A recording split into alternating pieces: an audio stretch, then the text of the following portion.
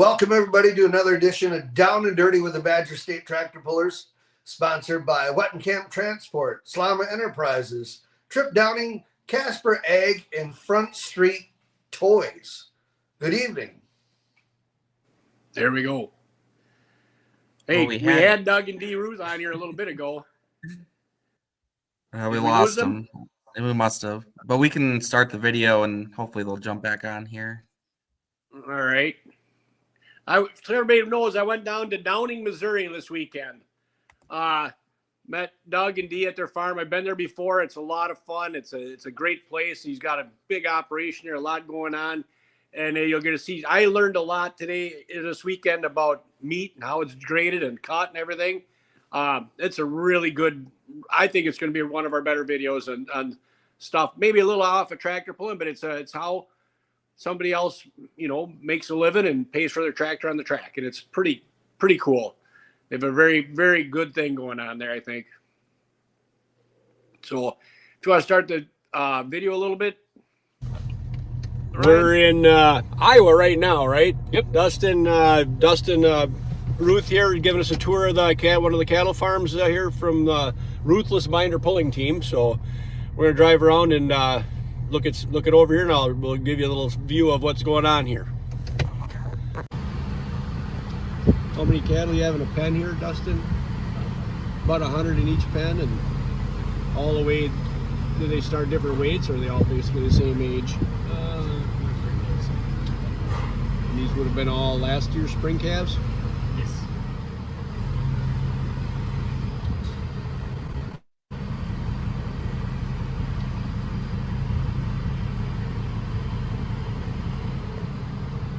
These are actually last year's falls. Oh, these are fall calves from last year? All right, yeah. Next year. All right. They look in pretty good shape.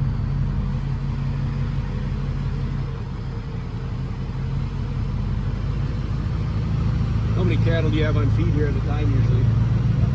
About 500 in this barn. All right.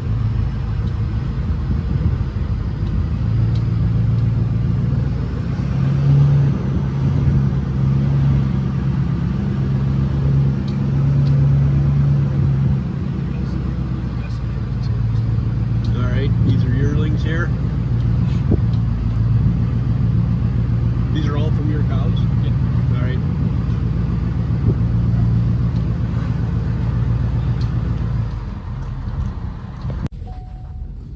This is the grain facility on what I guess you call Dustin, your farm? Yep. Yep. You've got 250,000 bushel storage here? Yep. Then in this building here, we got the pit. Of course, you're getting ready to see the feed truck. Yep. Then there's a mixer in there, conveyor, and a vat that's where we do the corn and the mineral. Okay. Okay. This farm is what, 5 miles from your home farm, Dustin, or we just wondered how far was it? Yep. 4 or 5 miles. Yep. 4 or 5 miles. And you got how many cattle here? About 700. 700 in these lots.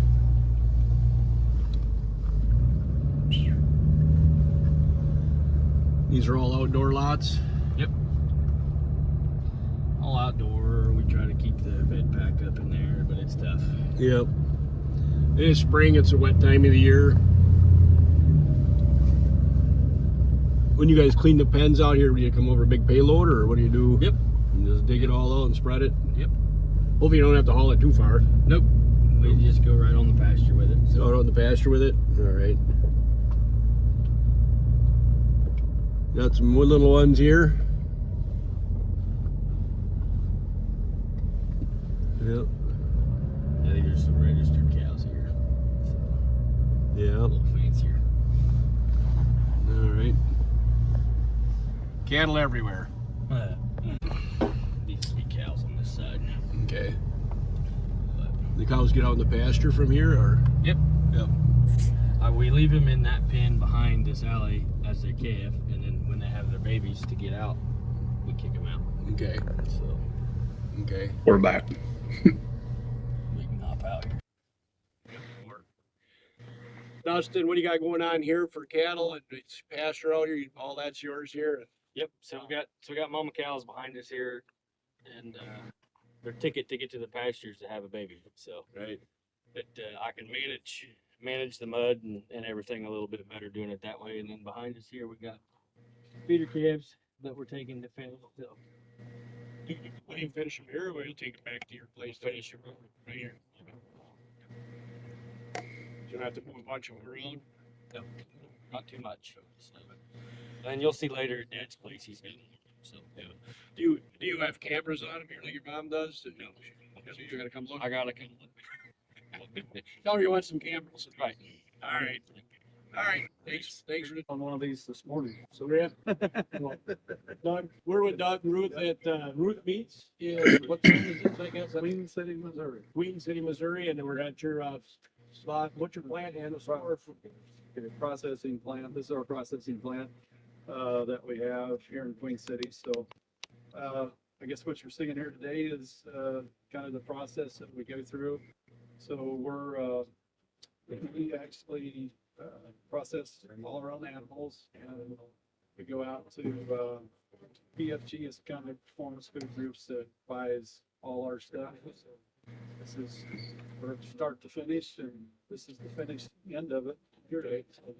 Perfect. Did you run about 12 animals a day through this? Yeah, right now we're running about 15 a day. So we're running, we try to make a load at 50 head, about 50 head a week is what we're running out here right now. Yeah, so looking like maybe here in the next month or two, we're probably gonna try to have this double production. So How do you do that? Run 20 uh, miles a day? yeah,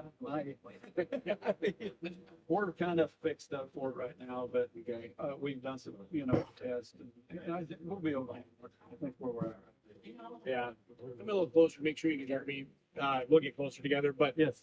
you had, you were telling me last night, showed me a picture of a machine that grades the meat as it comes through or something. Yeah. So I do have what they call an MEQ camera, and we actually grade. We do all in-house grading here, so it is USDA graded. But then I have an MEQ camera that tests the grade also. So we kind of find a little bit more over the top product with that. So we have what we call a Ruth Reserve, which is way over the top of what Prime would be. Okay. So, and that finds it for us.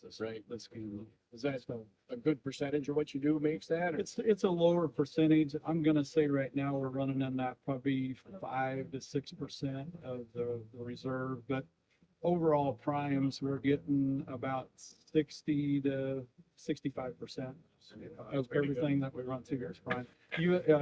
The U.S. average on prime is 8.6%. All right. Do you have one of them steaks in the cooler here we can take a look at? Well, I don't know that she's got any. And that, we was just looking for another guy that was just in here, and she's almost out. We got to do a retail run and stuff. But what they're cutting right here on the table right now is reserve. So Right. we are doing some reserve stuff through here. All right. And Yeah. you said mostly restaurants or something coming. So yeah, it's pretty much all our sales goes to high-end restaurants, country clubs. Got a big standing in St. Louis, Lake the Ozarks, Columbia, Springfield. We've got a pretty heavy footprint in Missouri right now. Good. So, good. Yeah. The sales have been really good. Really? That's good. It's good. You farmed it, ranch to table. You Ranch to table. You know, Wisconsin, we call farm to table. Ranch to table, Missouri, same thing probably. And Yeah, we're all ranch to table. We are a certified Angus plant, so we run the certified Angus brand. Yeah, ranch to table. So the way our system kind of works is as calves, as being born on the farm, we EID that calf. Right. So that calf goes all the way through feeding, and then as it comes through the plant, we identify that calf. Okay. And then we can identify that calf all the way through our plant into the box. right, if you want to know the genetics. The EID is electronic identification. That's right. So it's all EID, and as far as I know, we're the only plant right now that's doing, and that we can take it plumb to the end and they can put it on the plate and they can show the customer where it's from. And actually the cow, the bull, the horse, we have that, our systems that good where we can tell as they come across the table, they're, You basically have a closed system here because you're just slaughtering your own animals, sorry. nothing anybody else's, and it's all ours. So you're probably the only guy in the country that can really say that.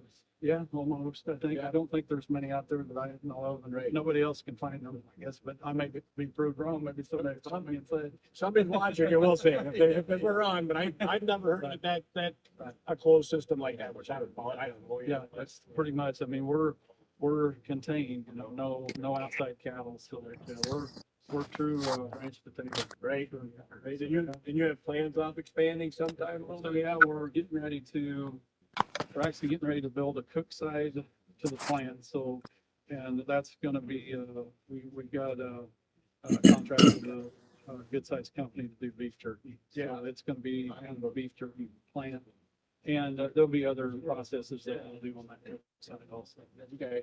So, yeah, it's, we're about a year out on that. We're going to break ground this spring. So we're getting ready to do that portion of it. So, Okay, perfect. You guys perfect. yeah, Perfect. yeah. Well, beef sticks out there. We'll let you know where you can get them, right? That's right. You bet. All right. Well, yeah, we do got an online store, so people can order on that. And Yep. we'll send How it do to them. you do that? Well, Brianna's got it set up right now, but we're still. I'll send it to Ryan and Ryan will put it in. Okay. We're still a little bit out on that, but it's awful close. I'd say within a week or two, we'll probably have everything online. Okay, perfect. So, yep. Let us know if we will. All right, you betcha. You want to see what's going on out here? Yep. Do you want to pause it for a second, Ryan?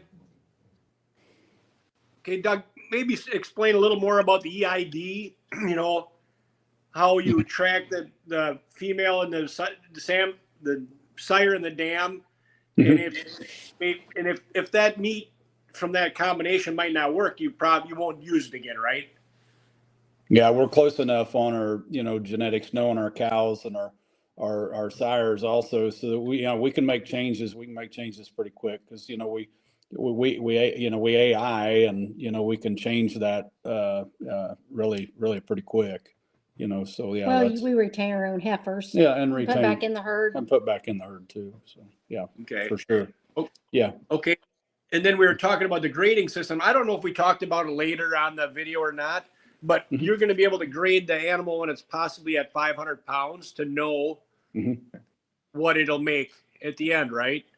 And what was that called again? Well, it's still part of MEQ, but they're working with us right now. I mean, there's a couple machines out there right now that's in testing, but right now it sounds like we might be able to get one here before too long. But yeah, it'll be a machine that will be able to run the calves, through our chute, and it will grade that animal as it passes through. Yeah, and we can start them at like 500 pounds. So like at weaning, so then it'll show the intermuscular Fat at that time that will give you a pretty good. It'll give us a percentage at that time. Yes. So. Okay.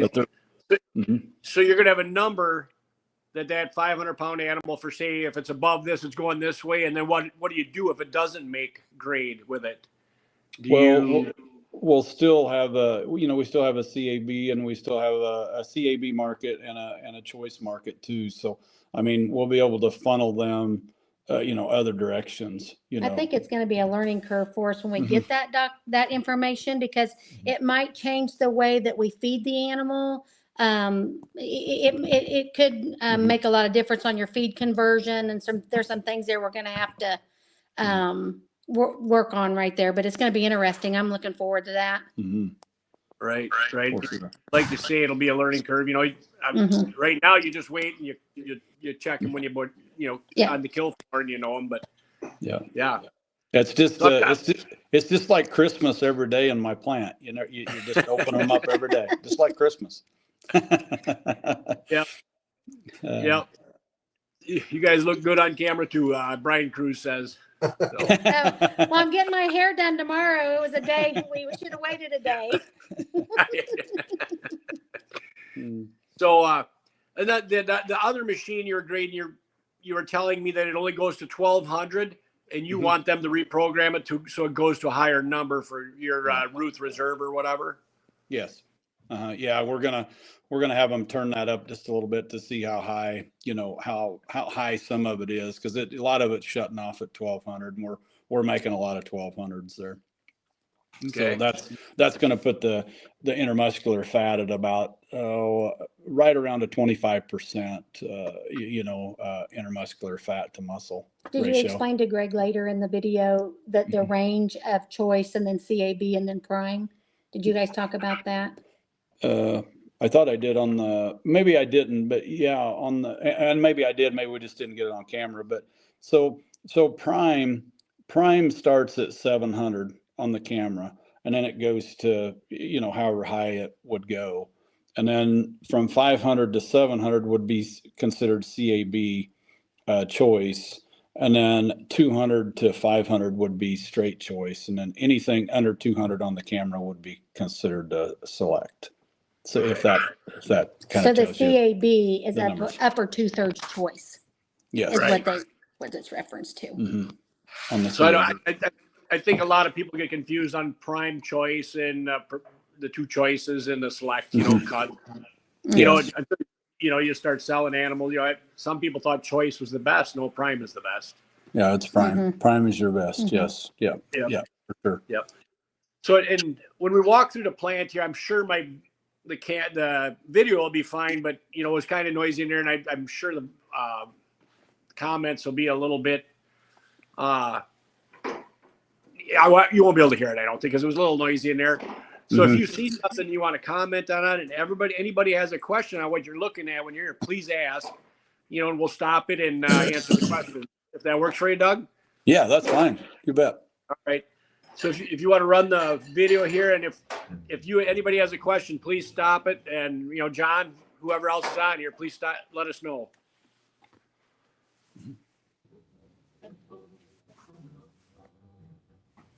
This is one of I the, guess so it- she was taking pictures of the reserve out here. So this would be some of the stuff that was over the 1,000 that we sell for this. Oops, I'm sorry. You know where that steak would look really good? On my grill. That's where it looked the best.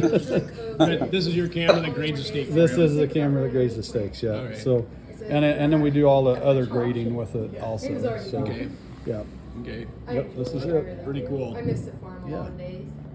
Hey, Dustin was telling us about a camera that will grade this animal while it's live. Yeah, so we're talking to a company right now, which actually this is my grading camera that I do out on the floor. Same company that's coming up with one where we can grade the animals when they come in. So if they're anything 500 pounds and up, we can go ahead and get a grade on it at that time, and it will tell us if that animal will be prime or choice or what have you. So that's, And you could, so you know which pen you want to Yep. push them So, harder in a you different betcha. pen, feed them Yep. different. Yep. So it all help us with sorts and the way the cattle come in and where they're going to end up. So right. it's going to pinpoint everything for us before it gets to here, because by the time we get him there, I mean, we're still 20 months out of deciding what he's going to be. So it kind of gives us a heads up Okay. on that. Okay. So yep, we're hoping to have that maybe. I'm going to say within the next year here, we should have Okay. something online. That'd be really cool to see that. Yes. Yeah. That'll be really neat. We will. Yeah, we'll Yeah. have that. So you All right. bet. No, I think that's good.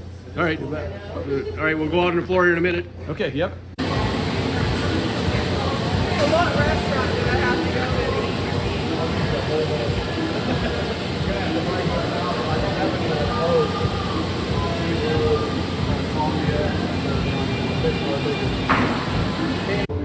This will hold about 40 in here, and that one will hold about 30.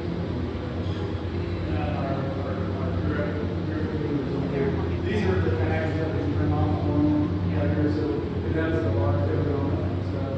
So when we scan that, it's like with my grading machine, it will scan this, it's built into that thing.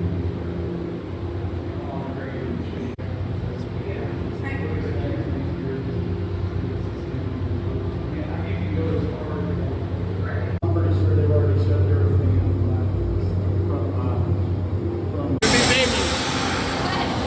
famous. Listen, I forget your name. You're Dustin's wife, right? Yeah, Kelsey. Kelsey. Nice to meet you, Kelsey. You're gonna be famous now, right? Yeah. So,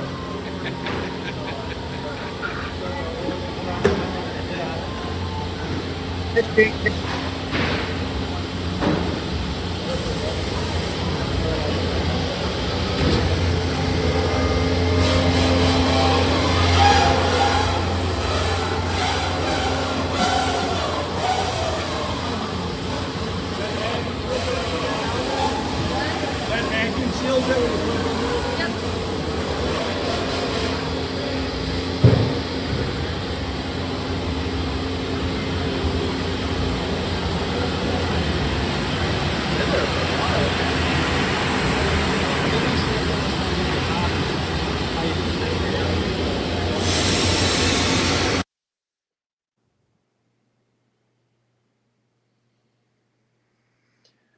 Do you want to stop it here, Ryan, and let Doug explain what's happening here?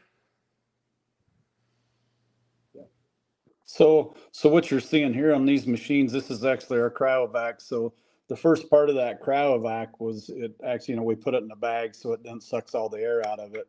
And then we have heat shrink bags. So the second part of this is going through a hot water spray, which shrinks the bag up even tighter and makes it more tougher.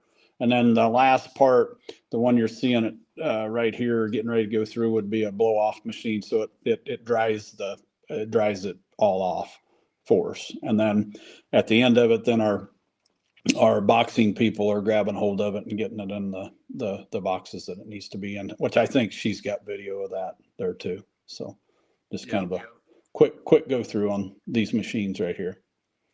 So Ed on here, so what is a Kansas King cut steak?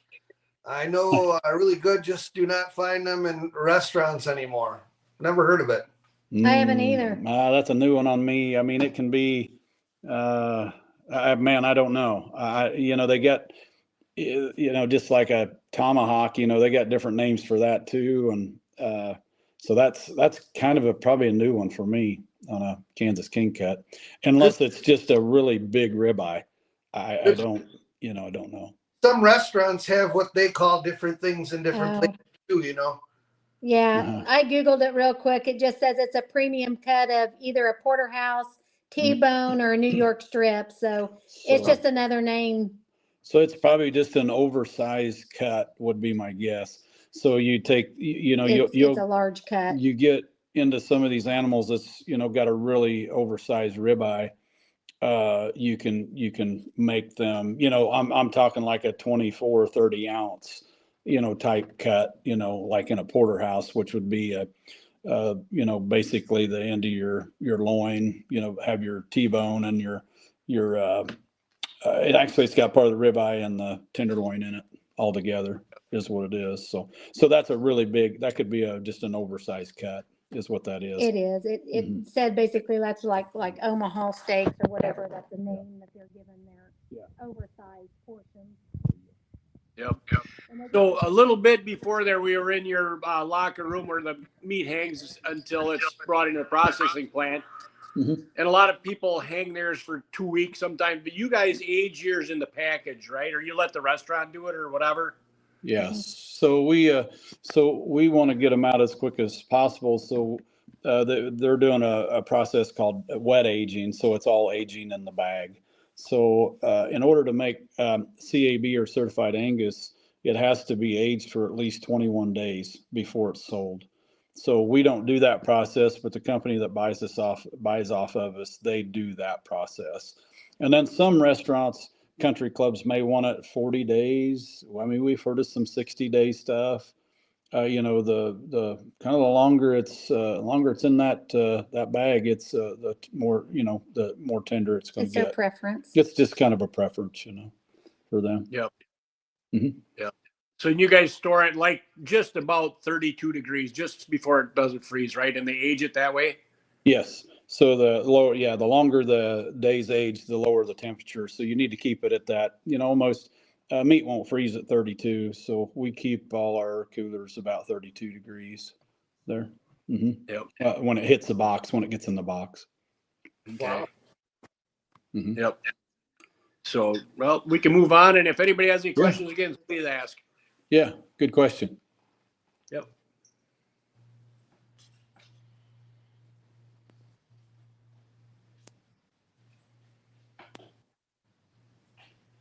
Yeah, this is where it's come out, and then we're putting it in the boxes that it belongs in. So every box has got its own cut in it. So Right. You had all the boxes sitting out there. It isn't like you're just cutting up tenderloins today, or No. you do the whole animal and you sort it right there, right? yeah. So we'd have approximately 22 cuts or 24, Got me. 24 Yep. different So it pieces. goes to PFG. How many cattle do you have on? Mhm. Oh, Yep. there you go. But- and we had a couple other of the Badger State sponsors with us down there too. Is Bob and Sarah Dorn with Dorn Distribution. They sponsor Badger State too. Rode along, and Carrie Heffron rode along. We all had it was a great tour. Everybody loved it. Yeah, great people. So glad to have them Yeah. it and was have good. them as sponsors for Badger State. Great people. Yes, very good. Yep. Yeah. Yep. Enjoyed it. It was fun. So it goes to PFG, which is a big warehouse. Cool, it's coolers, and then they have a cut house too. So PFG takes all this, and then they take it in and they break it down, and then whatever that order is that place wants, then they pull it out and they send it. So it's sent in. No whole pallets. It's just, but some like the stuff going to the cook facilities that's being cooked, that might be a whole pallet, but it might be briskets, it might be clods, it might be a mixed assortment of stuff. So, but yeah, we'll fill. Now remember, when you've seen the trim in there, the trim goes on the load too. So everything they're doing right now that's palletized and stuff here will go out on the load on Tuesday. We ship every Tuesdays, is what we do. We're kind of kindergartners here because we mark on the walls, so that lets them know what. So our cuts are numbered. So like a 112A is like a boneless rib. So they know when they put it in the box, because these boxes, when they put them across the scales, well, it will print out a label. Right here's their label. So right here's the label, and so all that goes on one pallet. So on like the 112 or 190, we have 3 different rib cuts right there. So you see a 109E, a 112A, and a 103. And that's all depending on which one we're cutting for the week. So they let us know that on Fridays what they want. But we know the guys do that so they know which pallet to go there with, is what they do. Okay. Well, that's pretty cool. Bit of science to get it all down there. Yeah, logistical. It's sometimes a logistical nightmare. Yeah, and so this is our brisket saw here. We'll saw the brisket, and then it will move to the gutting table, and then we'll go ahead and take the guts out on the table.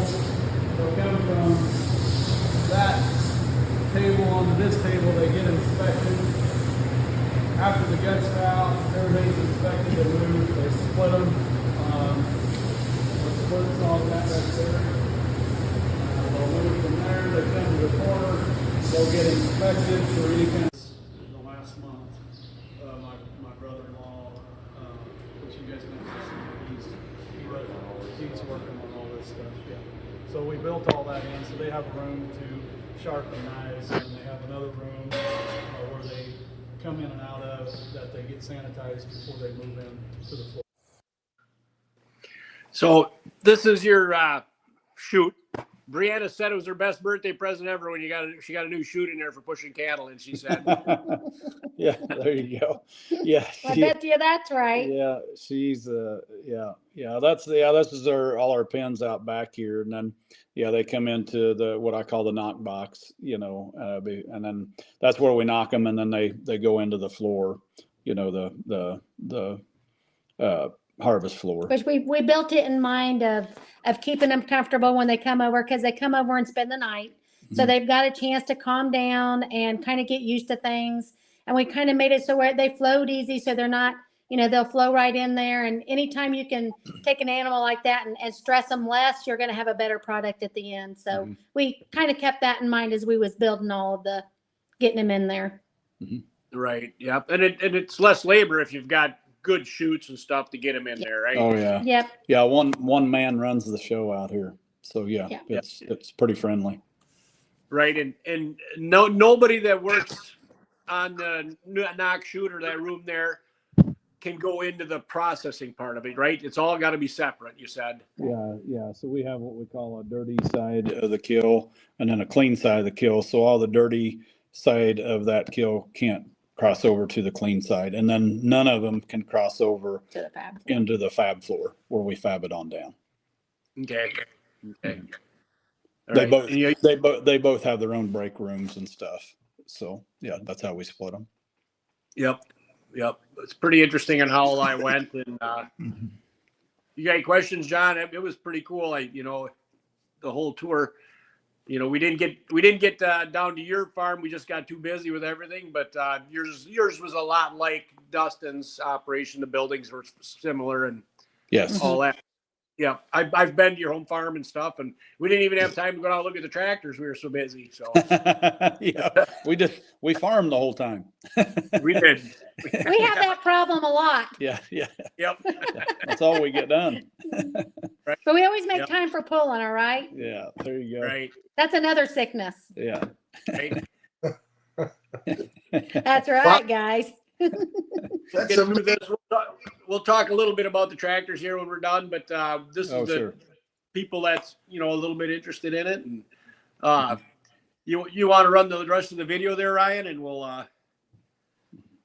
go on from there.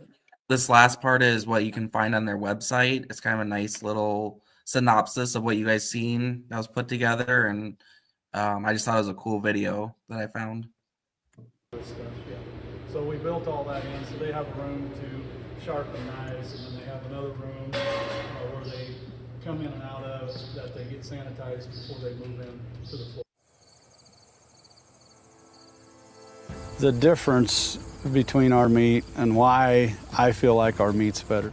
For one, antibiotic hormone free, the genetic pool that we've put into our meat for tenderness, quality, knowing where that animal comes from. Our farm is different because we are a farmer feeder. We don't buy any feed. We raise it all. We're 5 generations deep, and a lot of guys can't say that. Very fortunate to be in that position. And we've had cattle for over 150 years. We're good at what we do. Yeah, we raise our own corn. We raise our own grass, alfalfa, proteins, you name it, we try to raise it. We don't buy a whole lot of stuff. And that also helps with the way the cattle perform. So the antibiotic hormone-free meat, it's healthier. Consumers are wanting the healthier meats. They're not wanting the stuff that's been implanted, been injected with medicines. Here, we know how the meat's been processed. We know from start to finish. We keep it as all natural as we can. Makes us, feel good that we can supply the consumer a product that we know comes off our farm as an all-natural product that we're feeding our stuff to.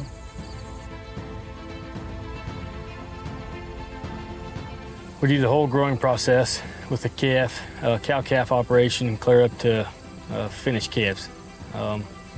We do, we look a lot into the breeding of the cow and then the bull that we're using for more marbling, ribeye size, all the way to birth weight. We look at it all. So we want the best quality animal that produces the best quality of meat. It's just the whole package.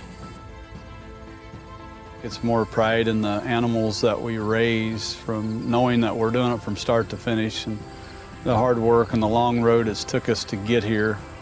We want to see our finished product. I want to see it go into hands of the consumer that gets the benefit out of our product and know where it goes. Buying from us, you know exactly where it's been. We are start to finish, from genetics to the processing. We know that we have a very stable product that is very traceable. Nobody can make that claim on. So that's the reason that we are better. All natural feed, all natural cattle. I think we're doing it the best way we can. Best way. It's an exciting way of life for us because we get to see that calf when it hits to the ground to when it's hung on the rail, and that's our goal, is we can look at that animal and say, you know, we raised that, we done that.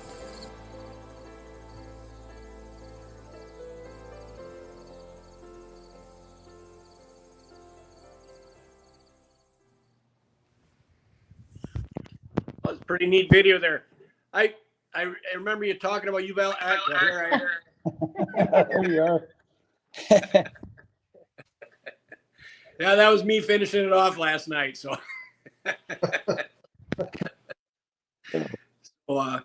you actually said you worked with the Riley brothers in Darlington for some bulls once in a while, and you know they've had some nice stuff there too, right?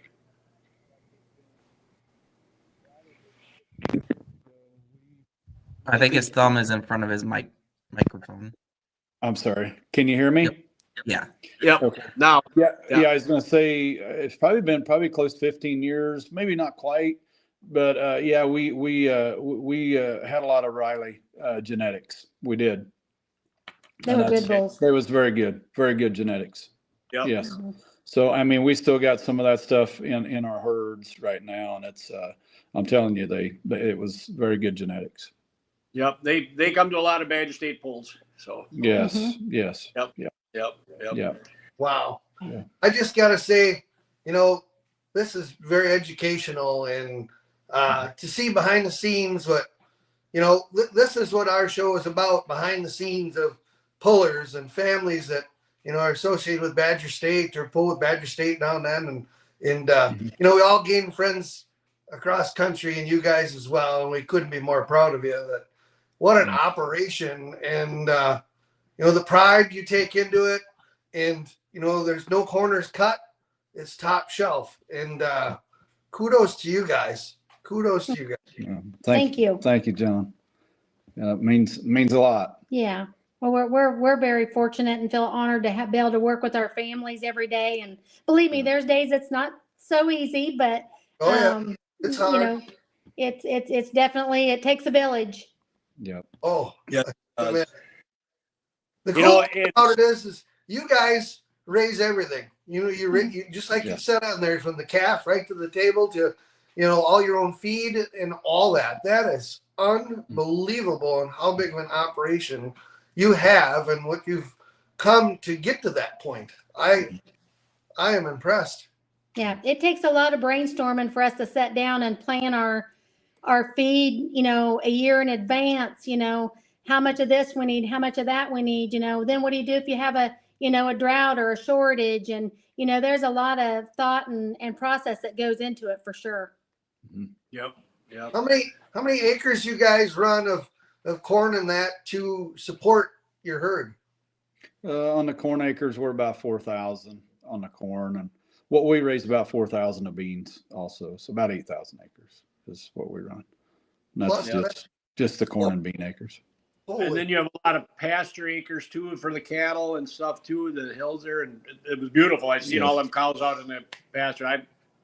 That's really cool. Yeah, we got a lot of grassland that we have too. So yeah, one of the stories you told me about starting this was during COVID. You know, you had some cattle you couldn't get rid of, and this got you going to do your thing, right? So that's kind of the way it started. You know, when COVID hit, we had a lot of cattle ready for slaughter, and they canceled. You know, we had big companies cancel contracts. had nowhere to go with these cattle. We lost 60 head of fats before we kind of figured out what we needed to do. But I actually got a hold of a little locker just south of Kirksville, and he was able to get some of these in that we knew that probably wasn't going to last much longer. And of course, this all hit in the winter time, so the cattle just got oversized. And anyway, we started going there, and we found a place to put them in cold storage, and we just started processing them. And then finally, things kind of opened back up to where we could start going. But I ended up buying that little plant, and that's kind of where we started. So in that video, the last video was videos of that inside the first plant that we had there. So that's kind of the way it got started, I guess, was there. I never dreamed myself of having a meat processing plant until COVID hit. That's what kind of drove us into it. So you hear that too, like around here, you go to the grocery store and the meat prices are kind of out of sight. And on the news, the national news, I heard that, a lot of the beef and that is because there's a shortage now because of COVID and kind of just what you explained. And now, there's not enough, to go around, and it's just supply and demand. And of course, when we have something like COVID happen, and it's worldwide basically, that really messes with the markets, messes with everybody, just like you, backed you up. What are we going to do? That's the hard part of all those situations. Yeah, it's just it really messed with the supply chain. It did. It's still not back to normal yet either. But one thing you did say, I don't know if everybody heard that, you're adding on to make your own jerky. You have a contract with somebody you're making it for or whatever. Right? And that's what your new edition is about? Yeah, the new edition's coming on. Yeah, we'll it's going to be the main source will be beef jerky coming out of it. So we're adding on an addition to this plant, which would be we call cook side of the plant. So we're excited about that. Yeah, we wish we The added value product. kind of add more value to our product, and stuff that we've got. Yep. This takes a little bit of work and a few dollars. Yep. A little bit of work. You know what? Do you guys sleep in Missouri? That's what I want to know. Do you sleep ever? Not very much. Yeah. No. The only rest we get, John's, when we come tractor pulling. Yeah. Well, yeah. Yeah. You get all that rest. Holy cats. Yep. There was somebody on there that said they've been at your farm. I missed it there, Ryan, the name. Yeah, put that back up, Ryan. I'll read it off. It's Sarah Collins Doran. Had the opportunity to be at this farm. You won't find better people. Super cool. Well, thank you. Yep. Thanks for coming. We do give tours, of course, or if anybody wants to stop by, if you're in Northeast Missouri in our area, stop by. We'd love to have you anytime. Downing, Missouri. Yep. Don't blink. You'll miss us. Right. Well, now, Doug, I understand why you're having trouble getting the grandson's pulling tractor going all the time. Just a tad. Yeah, it's. I just mentioned that the other day, Johnny needed to get that. He needs to get it fixed. We should have sent it back with Greg, and then he could have given it to you. Get that, yeah. What was that? What was that? Was that the little boy that wanted to give us all a wet willy? And that's the one that's going to drive it. He's the next one coming up. But yeah, I got several of them that's going to want one on it here pretty quick. So right. That's Mason's. He's the one that comes with us all the time. Yeah. Okay. He was the one with us at Louisville. Mason was. He's that's kind of his outfit. That's Dustin's oldest. Yeah, Dustin. Yeah. Should have put it up here. Yeah, I gotta come up after some tires, so I may throw her on and come a day or two early. Yeah, come a day or two early like that. We're doing that more often now. We're getting away a little bit, so it's nice that kids are Yep. where they're kind of we can do that a little bit and not feel too bad about it. Right.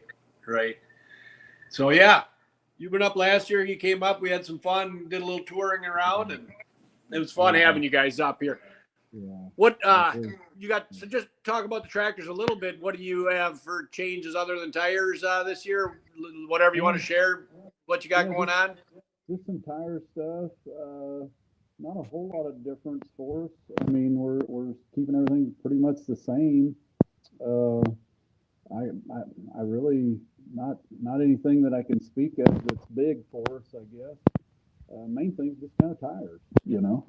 Yep. And other than that, we made a few small changes on mine before we went to Louisville, but I don't think that it probably helped me any. But if you seen me go down the track, but no, everything's going. We're working on the other one right now, getting it. Yeah, she's hooked up. Getting it ready. So I think we got all the parts for it. I actually had some problems with it the last hook, so we're having to kind of redo the motor on that one. So, but I think I talked to him today, and I think he had everything for it. So I think we'll have it back together here pretty quick. So Good. got some good pictures. Got some good pictures there, guys. I like that. And for those of you that don't know, that is Brinkmeyer's old chassis, old tractor right there. That's the old Fuelish Pleasure. And the story behind how you guys ended up with that is amazing. Yeah. Me and Gary hit it off. Yeah. I love that family. Yeah. Yeah. We do. I couldn't have hit that any better. Them people are amazing people. So And Doug met the that time at the version of this, I'll just kind of spit it out quick. The abbreviated version was Dee didn't want a pulling tractor. So then Doug and Dee went up, they ended up going to Brinkmeyer's, and then Gary and Dee went off and talked, and when they come back to where Doug was, they bought a tractor. So that's right. Yep, she was totally against it, and actually we went down to see it at Louisville. I had met Gary. We talked probably over a year, and we went down to see it, and she was pretty upset when she found out what we was doing. And then when she got there, she hooked up with Gary, and they hit it off, and I didn't say no more. She actually wrote the check for the tractor right there. Mm-hmm. That's so Gary's a good salesman. Yeah. Wonderful people. I couldn't ask them for to got off anybody. Yeah, that's an awesome story, and it's just to carry it on, and good to see you guys, out and about pulling, and it's always a joy to chat with you guys. Yeah, I know. I'd like to have you guys tell the story, John, about up to Hillsboro with the young man that came up and sat on their tractor and Doug gave the trophy to. If we get him back, maybe you can tell a little bit. It's a good story. Yeah, Doug and Dee, they made me not be able to talk, and that, my friends, is hard. And everybody that knows me, so that story goes back to this younger guy. I think he was about 18-ish, somewhere in there, in his teens anyway, I believe. Well, anyway, this kid loved the tractor, and loved the tractor so much, had his picture taken by it, and they found out he had cancer. Dee is a colon cancer survivor. She is. And we kind of connected once they found out that my wife had colon cancer, and it was just, we were instantly friends, and, back and forth and chatted all the time. Well, anyway, they're at Hillsboro. This kid loved the tractor, and they come back the next year. The 4-1s were there. You get your hand on it. And so he came there, and they actually sat in the tractor and got his picture taken. And Doug did good that night, ended up getting in the top 3 and come up to get the trophies. And it was just myself and Christopher Clark in the announcer's booth that night. and it was the first time Christopher announced a larger poll. So we were doing the awards presentation right by the announcer's booth. So Doug and Dee come up there and they asked me, is the mic shut off? I'm like, yeah, it's off. And Doug says, can we give our trophy away to somebody? Can I give it to somebody? I'm like, yeah, it's yours. Absolutely. Yeah. Whatever you want to do. And he says, well, this kid that has cancer that loves my tractor, he says, I want to give that trophy to him. He says, and we got his name. Can you call him up here? I'm like, yeah, absolutely. So I called him up there, and that kid run from the bottom steps to the top in no time. And when he got to the top and we gave him that trophy, it was just like you give him $1 million. And there wasn't a dry eye within 10 people of where we were standing. And I'm sure the rest of the crowd too, but I couldn't talk. I mean, it's bothering me now already. I mean, I couldn't. Yeah. It still works on us too. Yeah, I couldn't get a word out. But to see that kid come running up there and grab that trophy and be so happy, and well, that was worth the whole weekend right there. It was for sure. Yeah, we stayed in touch. We stayed in touch with him for quite a while. We did end up losing him. Yeah. But we stayed in touch for quite a while. Yeah, a couple years. Yeah, a couple years. Yeah. Yeah. But that night meant the world to that kid, and that he never ever forgot that. I'll guarantee you. Yeah. No. Yeah. And that's what it's about, isn't it? Yep. That's what it's about. Yeah. You bet. Yep. Yeah. Yeah. Yeah. Stacy, I remember that story about pulling the motor in the tractor. Putting the motor in the tractor. Yeah. Putting motor. Yeah. Yeah. So if you got John to be quiet with a microphone in his hand, that's the first and that, Yeah. That was tough. Yeah. They were the first. Yeah. Yep. We've been through some tough things, and you've always been able to talk through them, and I've seen them, and I've always been amazed because I'm thinking to myself, there's no way I could talk if I was John right now. And he keeps going, but to get that's a big deal. Yep. Yeah. It's hard. And that night there, boy, oh boy, when we're all standing there, and then I looked at Dee and she had waterworks going, and Doug did too, and I was done. Yeah. That's it. My goose is cooked. Yeah. Couldn't even talk. We formed a bond. Yeah, we did. Yep. We did. A big one. A lifelong one. Yeah. Absolutely. Yeah. We been I feel like we've all been through thick and thin together. Y'all mean a whole lot to us. I just want you to know that. Well, that's everybody in the community here. I mean, we all have a lot of fun together, and I talk, Doug and I have a lot in common. We talk a lot, and you're probably one of the better friends I've made in Poland, I consider, and it's been good. It's been a lot of fun every time I see you guys. Yep. Yeah. It's been wonderful for us. Yes. Yep. We don't talk about Dee's bad picker though.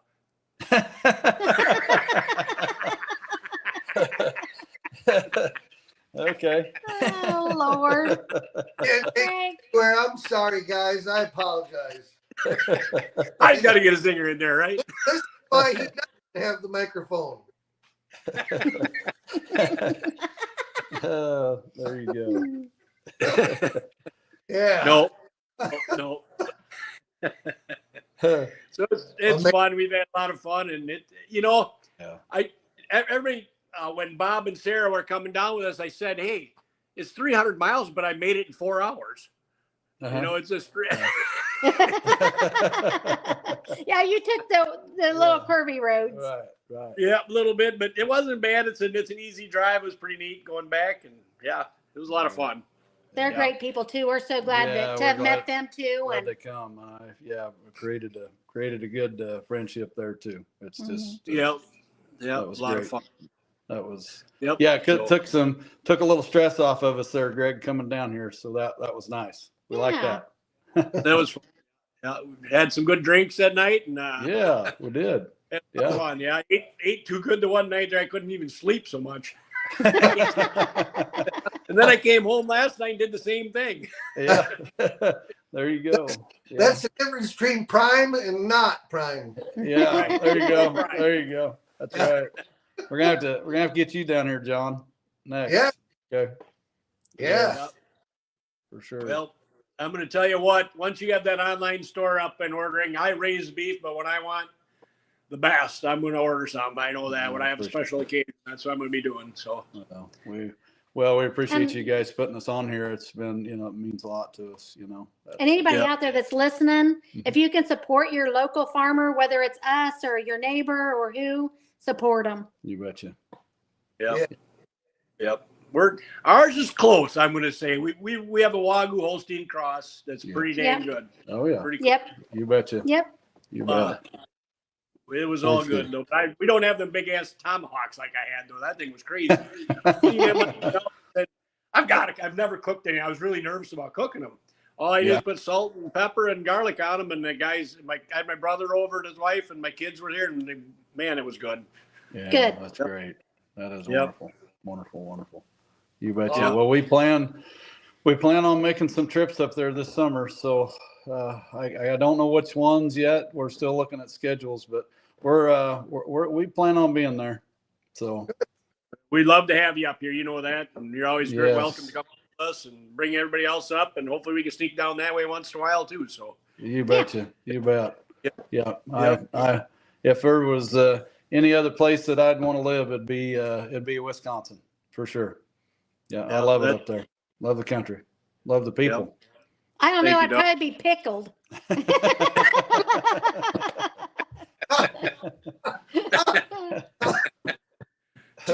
have to get a little seasoned. Yeah, we're not quite as seasoned as you guys. Yep. We'll have to get you out and get you up here in the pontoon boat sometime too. It's a lot of fun. So. Oh yeah, yeah, that sounds. Bob and Sarah got a beautiful house in the lake and a huge pontoon boat. It's fun to go out with them. So. Oh, I bet it is. That'd be great. Just let us know. You betcha. Very relaxing. Yeah, come up for a pull on Saturday night and we'll spend Sunday on the lake. You bet. Sounds good. Sounds good. Yep. Well, that's wonderul. Hey, this hour went fast. Yes, has it been an hour? It has. Oh my goodness. That did go quick. So Brian Cruz put on here, that's who them two people, the whole family, are right there. Great people. Oh, thanks, Brian. Thanks, Brian. You bet. We know Brian real well. He's a good person. Yep. A lot of fun, and a lot of people watching here. Hopefully, yes. Yep. We all feel the same way about everybody. It's a lot of fun. Meet all the people out here pulling. Yes. Appreciate what you guys are doing too. Yes. Keeping it going and this is great. It is. Yeah. I'm ready for pulling now. Let's go get the toter. Yep. Get everything fired up and get going. Yep. Yeah. There you go. Yeah. I've been working together floor motor this weekend, so that's getting a little maybe. Oh, good. Yep. Are you getting close then, John? Yeah, that one a little bit. Yeah, I just got a couple parts for it now and investigate one thing, and I think that'll be all right. And I'm moving stuff around to get the garden tractors out of the corner of the shop so we can go through them quick. So. Oh, that's great. That's great. Yeah. Going through them and building one for my nephew, so he's rolling his own this year. Oh, good. Good deal. Good deal. Wow. Well, thanks guys for having us on. Yeah. Thanks for coming on, guys. I had a great weekend, and I'm sure we'll have some more. Y'all take care. Okay. Yeah. Take care, guys. Thank you. Thank you guys very much. We'd like to thank Front Street Toys, Casper Egg, Slama Enterprises, Trip Downing, and Wet Camp Transport for sponsoring Down and Dirty with the Badger State Tractor Pullers. And thanks again to the Ruth family for coming on. And thanks for watching Greg for a weekend. Just send us the bill. Thanks, guys. Thanks again.